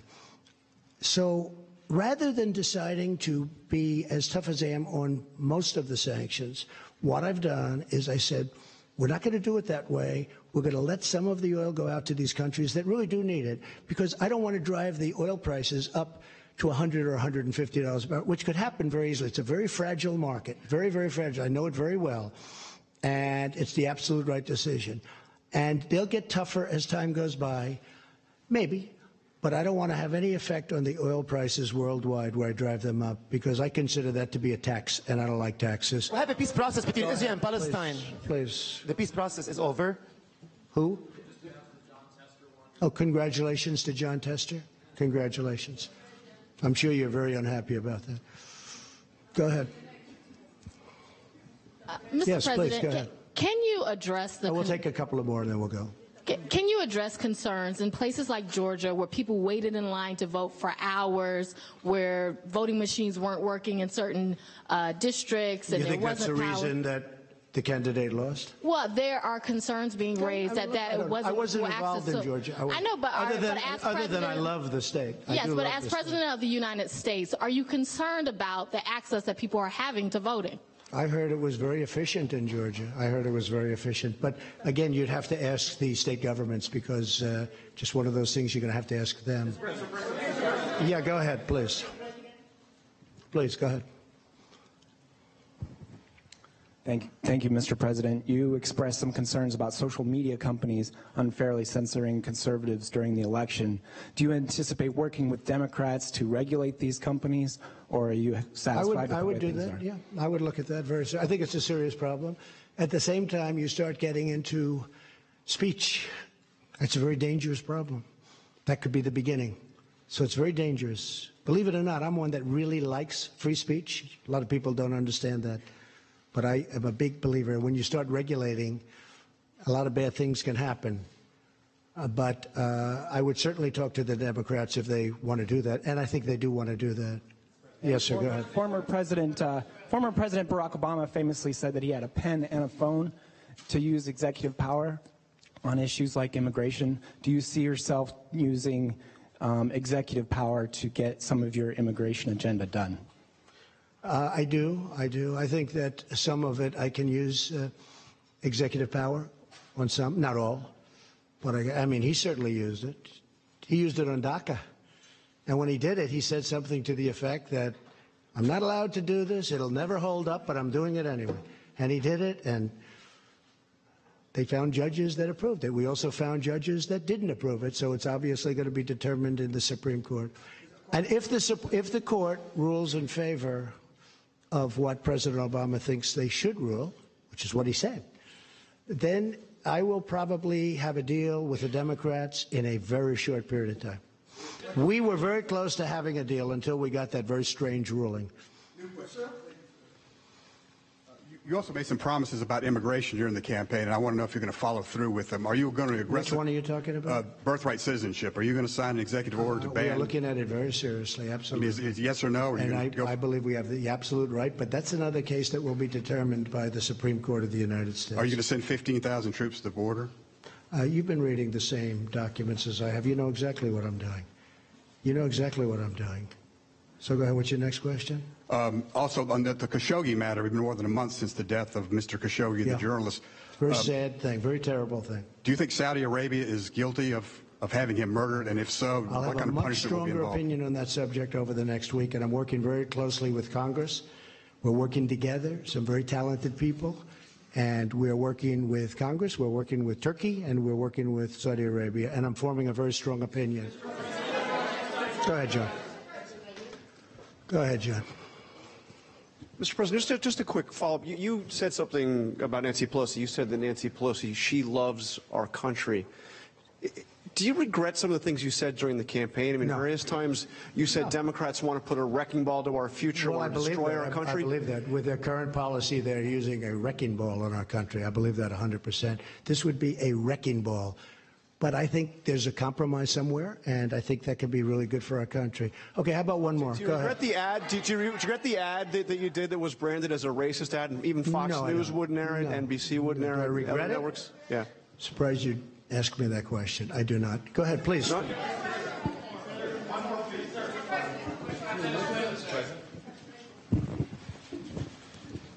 Thank you, sir. And I think we'd all love to have more of these if you're willing.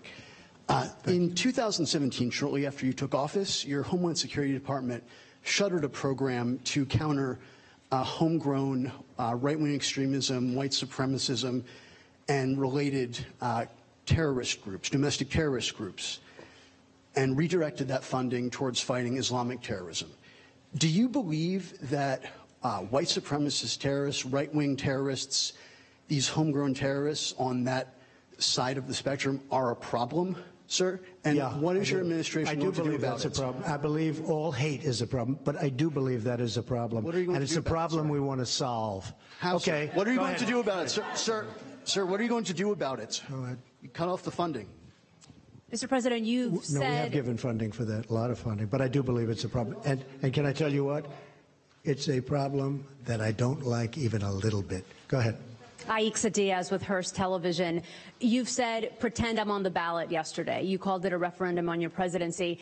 Many local districts across the country rejected your midterm message, particularly suburban women. How do you bridge that divide now? Also with the influx of women coming into Congress. I think my message was very well received. I mean, just look at the results. Midterm elections are disasters for sitting presidents and administrations. This has been a very successful... And look, you can write it any way you want, and if you disagree with me, this has been an incredibly successful one. You look at the races. How about Ohio? I didn't even mention. I mentioned Florida. I mentioned Georgia. How about the governor of Ohio? A fantastic suburban women voters. Excuse me. A fantastic man who was down in the polls, and everybody was talking about this person that was so great, and I went up there, and I did a rally. And they have now a great governor. You're going to have a great governor in Ohio for hopefully a long period of time, but for 4 years. And Mike DeWine is a fantastic person. And I went up there for two reasons, because I felt that his opposition was not a good person, and we know a lot about him. And I felt that Mike was a fantastic person. And he won. And not only did he win, he won easily. So add that to Florida. And add that to Georgia, and add that to all of the other races that we won, outside even of the Senate races, which were the biggest of all. Because these were races that And Mike Pence can tell you, and some of the folks over here can tell you, these were races that were going to be unopposed. We were not going to oppose certain of the people running, certain senators. They said they couldn't be beaten. They said Heidi could not be beaten. Please don't do it. They couldn't. This was a year out. What about in the suburban districts? How do you get those back? You're telling me about popularity. They said many of these people, when I said 9 out of 11, but I said when many of these people, these weren't like easy races. These were tough races.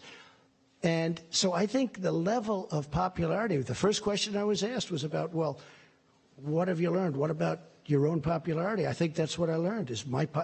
I was very well received by this great country, by the people of our great country. And I'm very proud of that because I love the people of this country. These people, we are the greatest people. I love the people of our country. And I'll tell you something. When you look at the races that we won in Florida, which we weren't expected to win, and Georgia, which we weren't expected to win, and Ohio, which we weren't expected to win, and one, I mean, you look at some of them, the number of votes that we got is incredible. So I'm really happy with not only the way it came out, but the response to me as your president. And as your president, I've made our country safe. I've rebuilt, and I'm in the process of rebuilding our military, and the jobs are here, every one of them built here. We're going to have the strongest, very shortly, we're going to have the strongest military our country has ever had. I've done more for the vets than any president has done, certainly in many, many decades, with choice and with other things, as you know, with other things. But our vets are doing better than they've ever done. But if you look at choice alone, I mean, just take a look at what we've done with choice. But the people of our country are very happy with the job that I'm doing. And, you know, one of the things that they want so much is security. They want security, both at the border. They want it with our military. They want it with law enforcement. They want it with ICE. You know, we've taken out thousands of MS-13 gang members, thousands out of, hard to believe, thousands out of our country. Women of our country who are incredible people, they want security, they want safety, they want financial security also. We've done that. But they want physical security. And we've taken out thousands of people that shouldn't be in this country. But we have to get strong immigration laws so they don't come in. We want laws where they don't come in, where we don't have to take them out per se. And again, I'm very honored to be with all of you. It was a great day yesterday. It was a great evening. I think we had a tremendous success, and hopefully the tone can get better. Hopefully the tone can get a lot better. And I really believe it begins with the media. We used to call it the press. Does it begin with you, Mr. President? I really believe it begins with the media. If you would cover, and there was a very interesting story written in a very good paper recently that talked about the fact that it isn't good what the media is doing, and that I do have the right to fight back because I'm treated very unfairly. So I do fight back, and I'm fighting back not for me. I'm fighting back for the people of this country. Thank you all very much. Thank you. And with nearly 90 minutes of first remarks from the President of the United States inside the White House, and then questions from media members. And you heard him talking about just seconds ago how much better the tone in the country can get. He says it starts with the media. There were definitely some tense moments, one of which is going viral right now, that involved a reporter at a different network and a woman who was just simply passing the microphone around for questioning as part of her job. We'll get to that later. Right now, I want to get to right away Chris Wallace, anchor of Fox News Sunday. Chris, first of all, people who criticize this president for not a lot of access must not watch much, because every time he gets on anything that can fly or he wants to hold a news conference, it hits Twitter and then he pops up and takes questions. Well, this was an extraordinary performance, but it was classic Trump, and you saw all the notes that he can play. He was combative at times. He got into a fight with Jim Acosta of CNN. I have to say, I thought Acosta's behavior was shameful, if not to the... Have you seen the video with that woman? It's tough to watch. Well, yeah, I did. I was watching it live when it happened, and he just refused to sit down and stop answering questions. I've never seen anything like it. I covered the White House with Ronald Reagan for 6 years.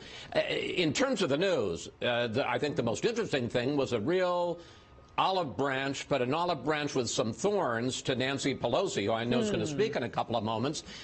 He said, basically, I want to deal with you, but if you begin investigations and you start going for my tax returns and stuff, then it's not going to happen. He also said on what was clearly a split decision last night, they won and kept control and expanded their control of the Senate, but they lost the House. He called it a tremendous victory. But the peace offensive and the effort to try to win over Nancy Pelosi was fascinating. And what will be interesting to see is when she speaks in a couple of minutes, how she's going to respond to it, but also the tenor of the news conference, quite extraordinary. I mean, most of the people there were serious reporters asking serious questions, but Jim Acosta, I thought, embarrassed himself today.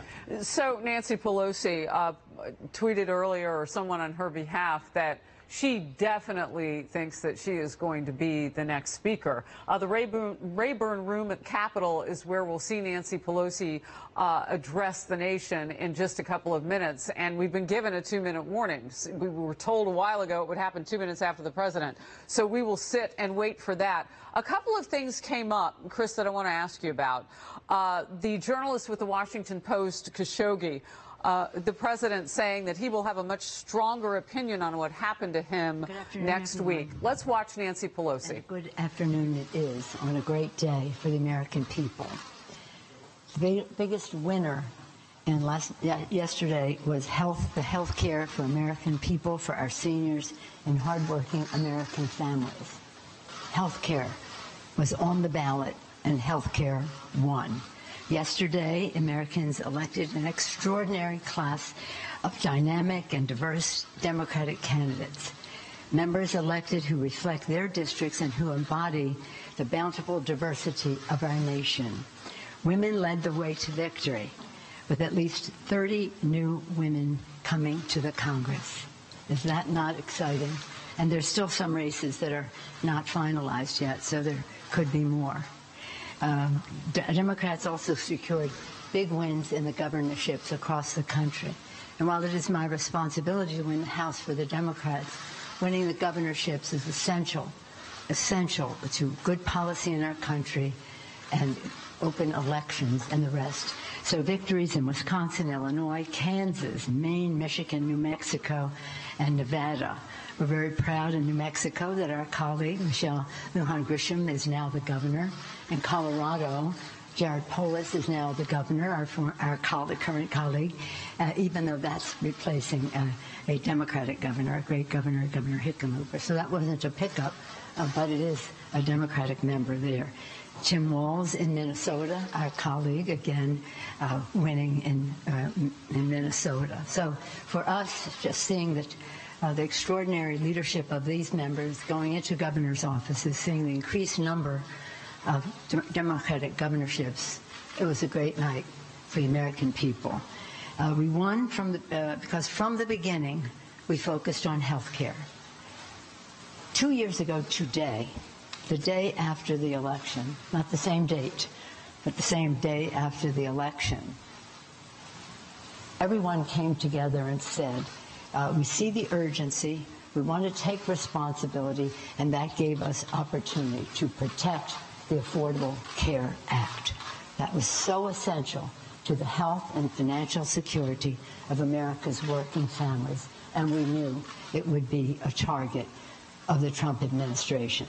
So just so you know, that by that Sunday, we had mobilized many of the groups outside. They were self-mobilized as well. But we all came together, depending on despite where we might be on the spectrum on other issues, to say this was our focus. We made a plan to launch our campaign on the weekend of Martin Luther King Day, you know when that is, in January, and we did. After the president's inauguration, as you know, something historic happened in our country, the Women's March. And much of that was about health care, women's reproductive health, excuse me, health care. The beat goes on. over the course of that next year and a half, working with the outside groups, and they deserve a great deal of credit, and I'm proud of our democratic unity in the Congress of the United States and our inside maneuvering. That unity was essential to the clarity of our message and our differentiation from the Republicans on that subject. But working together, voting together, we were able to make our case.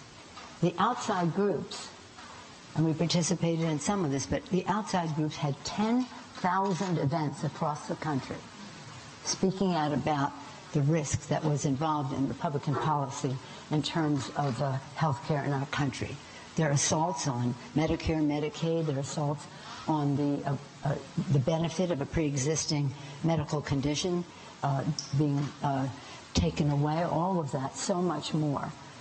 The issue about the cost of prescription drugs, all of those issues by groups, coalitions, HCAN, Protect Our Care, little lobbyists, advocacy groups of patient advocacy groups across the country, labor unions, veterans, the list goes on and on of so many people who were involved in that. Leading up to this being on the ballot, and when some of you have said to me, how did this emerge as the issue in the campaign? My answer is we made our own environment because we knew how important healthcare is, not only to the good health of families, but to the financial well-being of their families, healthcare cost being such a major assault on their economic security. And when we put together our For the People agenda, our first priority was to lower the health care cost by lowering the cost of prescription drugs. Leader Mitch McConnell went forth and really admitted that Medicare and Medicaid and some aspects of Social Security disability benefits were on the chopping block. The president pulled his punch when it came time to lowering the cost of prescription drugs by enabling the secretary to negotiate for that. So this is very important. That was For the People, lower health care costs, bigger paychecks by building the infrastructure of America, integrity in government by reducing the role of big dark money in the political spectrum. That was our agenda. Our candidates ran with it. But healthcare, healthcare, healthcare in every household in America is an important issue. The man whose office I occupy now, Speaker Tip O'Neill, he said all politics is local. When it comes to healthcare, all politics is personal. And so, again, we made our own environment. And while the GOP tried relentlessly to distract and divide, our candidates kept their focus on that subject. And when I say our candidates for re-election as well. Voters delivered a resounding verdict against congressional Republicans' attacks on Medicare, Medicaid, and the Affordable Care Act and people with pre-existing conditions in districts everywhere in America. They went in a new direction, a house that will now they want a new direction, a house that will work to make progress in the lives of America's families and seniors. Democrats pledge, again, a new majority, our For the People agenda. Lower health care costs, lower prescription drugs, bigger paychecks, building the infrastructure, clean up corruption to make America work for the American people's interest, not the special interest. Yesterday's election was not only a vote to protect America's health care, it was a vote to restore the health of our democracy. The health of our democracy.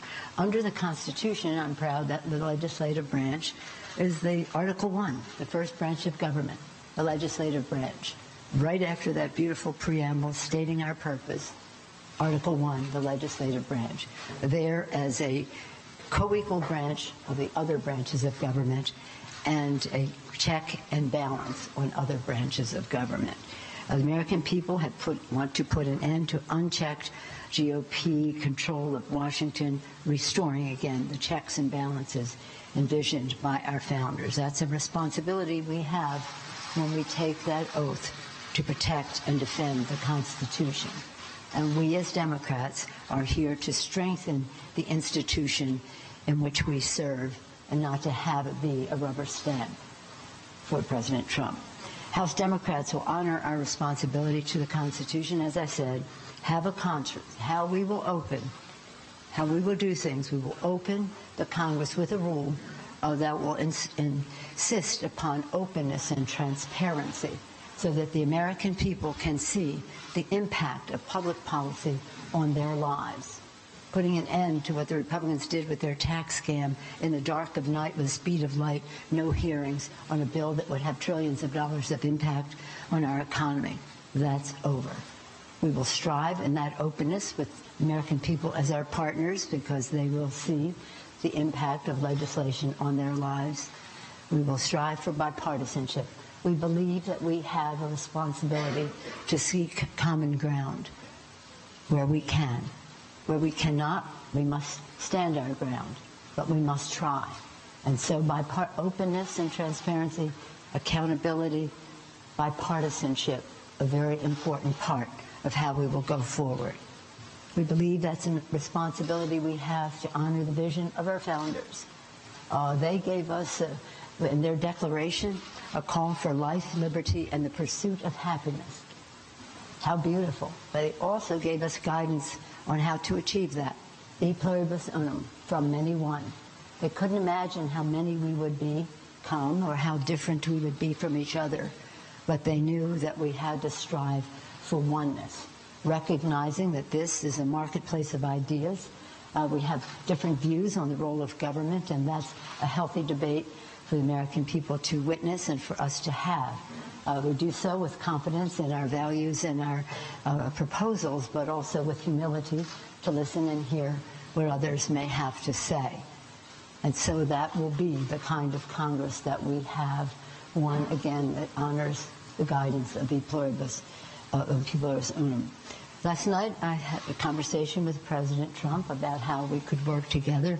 One of the issues that came up was part of our For the People agenda, building the infrastructure of America, and I hope that we can achieve that. He talked about it during his campaign and really didn't come through with it in his first 2 years in office, but that issue has not been a partisan issue in the Congress of the United States. Over the years, we've been able to work together regionally, bipartisan, across the aisle, across the Capitol, and down Pennsylvania Avenue. Hope that we can do that because we want to create jobs from sea to shining sea, creating good-paying jobs, whether it's about surface transportation, water systems.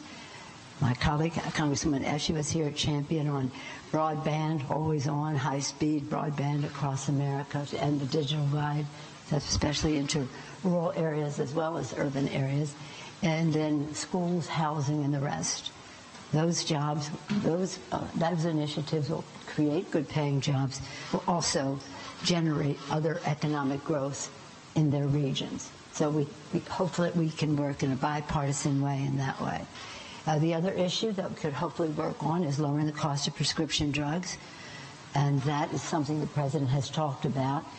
We had it in our 6 for 06 12 years ago when we won the House. 5 of those 6 became law. The one we couldn't get 60 votes in the Senate for was enabling the Secretary to negotiate for lower prescription drug prices. We hope to get that done now because that is a big impact on America's family's budget. And then the third really caffeinating issue for us is integrity in government, to reduce the role of dark special interest money. And I commend all of our candidates for their commitment to the health care agenda, to the bigger paycheck agenda, and also to the good government agenda. They have written letters saying that they want H.R. 1, which is our better deal for America's democracy, to be something they vote on. But I say to them, when you come here, you will have an impact on what that legislation is. You may want to make some additions or some tweaking, but nonetheless, our newcomers will be part of putting together how the agenda goes forward, and we look forward to that invigoration of the Congress. I also spoke to Leader McConnell this morning, and how we could work together, especially on infrastructure. I did receive a call of congratulations from Speaker Ryan, and I welcomed that, and we discussed how it is to win and how it is not to win in terms of this. In any event, the concern that he was expressing was about for some of his colleagues who would no longer be serving. On that point, I want to say something, because in winning this election, not only were we on the right side of history, we're on the right side of the future. This is where we have to go. But when we talk about the challenges that we face, we had to jump over gerrymandered lines all over the country. So when we talk about our success, it's about the grassroots operation, owning the ground. All of these groups that cared about health care, many of them out there to help elect people who shared their value about lowering health care costs, removing lifetime caps, even annual caps on insurance coverage, and certainly restoring the benefit of pre-existing conditions not being a barrier to coverage. Most importantly, though, the quality of our candidates. They're spectacular from every walk of life, and some of them from a couple of different walks of life. And when they come here, they'll bring their experience, their knowledge, and especially their values to the Congress. We look forward to that. This is no easy feat to win this election. I hear the president attributing to this, that, and the other thing. But when you think of how gerrymandered the country is, how we hope to change that, but nonetheless, how we were able to succeed in this election is a tribute again to the quality of our candidates, the determination of our grassroots folks across the country, and the values that we share with the American people. In terms of working with the president,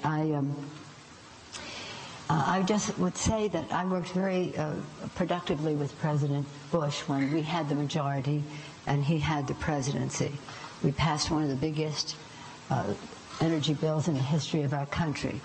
We passed one of the biggest tax bills in terms of stimulus for low-income people as well as middle-income people in his presidency. And the list goes on. PEPFAR, he wanted PEPFAR, we want it big. And there's so many issues that we work together, even though I vehemently opposed him in the war in Iraq. But the point is that we worked together. The president said, I'll wait for them to send me something. Well, we have ideas, and we can send them something. But the fact is, if we'd like to work together so our legislation will be bipartisan. We're not going for the lowest common denominator. We're going for the boldest common denominator. Our position will be a consensus within our own party of what we can support, but also welcoming other ideas. So we look forward to a new era in terms of what has happened. It's this past 2 years, it seemed like a very, very long time in terms of the path it has taken us down. When I think of our founders and their courage, their vision, what they had in mind for us, from anyone. When I think of the American people and how beautifully diverse we are and how newcomers to our country have constantly reinvigorated America, when I think of our beautiful planet and, of course, our own country, God's gift to us, and how it has been neglected and degraded in this past couple of years, I think that there's plenty of opportunity for us to match our legislation with the rhetoric that we are hearing. It might surprise you to know that the president I quoted the most on the campaign trail, who would you think? Ronald Reagan. And I won't read you the whole quote, but I'll read you just one paragraph. Ronald Reagan said, "This is the last speech that I will make as President of the United States, and I want to, it's fitting to leave one final thought, an observation about a country which I love." Last speech. That's quite a headliner, right, in your business? Ronald Reagan's last speech. He said, "Thanks to each new wave of new arrivals to this land of opportunity, we're a nation forever young, forever bursting with energy and new ideas, and always on the cutting edge, always leading the world to the next frontier. This quality is vital to our future as a nation." Goes on to say, If we ever close the door to new Americans, our leadership in the world would soon be lost. If we ever close the door, our leadership would soon be lost. So in that respect for the vision of our founders, the diversity of our country, the beauty of our land, the values in our Constitution first and foremost, we think there's an opportunity to work together. One sign of good faith on the part of the President to work together was for them to withdraw their assault on the pre-existing condition benefit, which the Republican attorneys general across the country have put forth, and which this administration has said they will define the law of the land. They'll join in that lawsuit. That's just wrong. That's just wrong. So we think, again, as a sign of good faith and in keeping with what they're saying on the campaign trail, prove it, withdraw the lawsuit. So that would be one place that we could start. In any event, next week we look forward to welcoming our new class of freshmen. We will celebrate their diversity, the freshness of their thinking, and the rest. And they will immediately be incorporated into our building of consensus on how we go forward in a very open, transparent, bipartisan, unifying Congress. Any questions? Yes, sir, because I didn't review last night. The President warned in his press conference about Democratic investigation.